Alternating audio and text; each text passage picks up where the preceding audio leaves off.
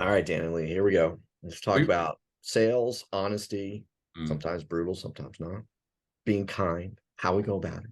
So right. we were having a conversation before we jumped in here that was really interesting, and we were kind of talking it through, and we talked about being frank, Lee Frank, Couldn't the be more actual Frank. frank. Couldn't be We more frank. celebrate Franksgiving. That's how frank I am. That's how frank we are. Here we go. Beautiful. So we had a nice back and forth in terms of how we go about being honest and sometimes cushioning the blow. And I think part of it is also just our nature and our tendencies and how we want to behave, and the reputation we want to leave behind matters to us, that kind of stuff. But Lee, talk a little bit about how you share or engage when somebody positions something you don't like. Or maybe actually, Dan, why don't you start with what you gave us of the, so when somebody does this, what do you do? Lee, let's pretend an owner of a company came to you and you're talking to them and they said, Lee, here's how we want to do a PR/marketing campaign. We want to do A, B, C, D, E. And you know in your heart of hearts that's garbage. What do you say? I would approach it with, well, that's definitely one approach, but I think there's a different one that would work better. And here's what it is, and here's why. So we were talking about this because she's very diplomatic, right? So in Yep. my mind, if someone said I want to do sales training and we want it to look like this and this and this, and I knew full well that that is garbage, I would look the owner in the eye and say, "Oh, I'm sorry, I thought you wanted it to work." And I said, we talked a little bit about brutal honesty and Yep. my hatred of that term and sort of the idea. I think people hide behind the term brutal honesty. They use it as an excuse to just be a jerk and be Yep. really Yep. frank with people. And I think honesty shouldn't be brutal. I think honesty can be I get kind, it. it can be I, nurturing. I get it, but I'm gonna disagree a little bit because I think some people watching this video will go, "Oh, I totally get that when Dan said it," and others will go, "Well, that was being a jerk," right? So part of it also depends on the personality of the person you're talking to. True. If they are a decisive, assertive type person, they're going to love the approach of, "Oh, I'm sorry, I thought you wanted it to work." If they are more introverted and more detail oriented, and they like their team better than themselves, my approach would offend them. But I think your approach was delivered with humor.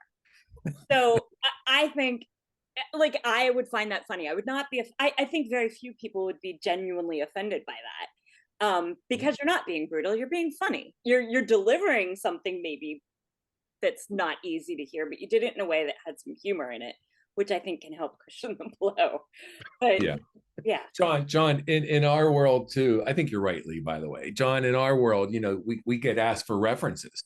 And what it's a stupid request. Come on, if we're going to be honest, asking for references is ridiculous. What are you going to do? You're going to give them the bad references or the good ones, right? You're only going to give the good ones.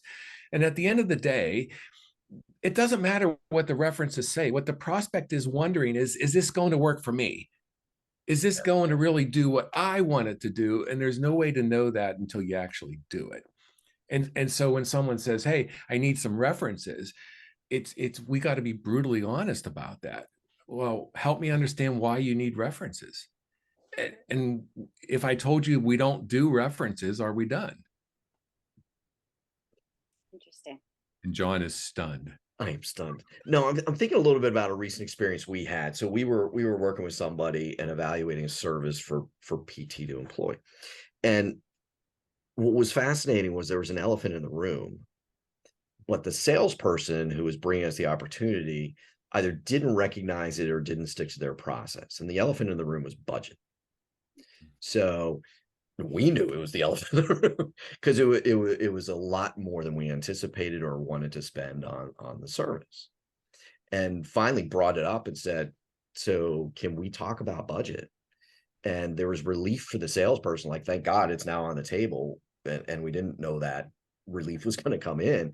And for us, it was finally out so we could actually have an intelligent, frank conversation about where this is going to go. So I think doing it in a way that's genuine and not a jerk, but for some people, that sudden bluntness gets them out of a little bit of a fog sometimes too, and gets them to stop just going around the bush and talking about basics and actually get to the meat of the matter.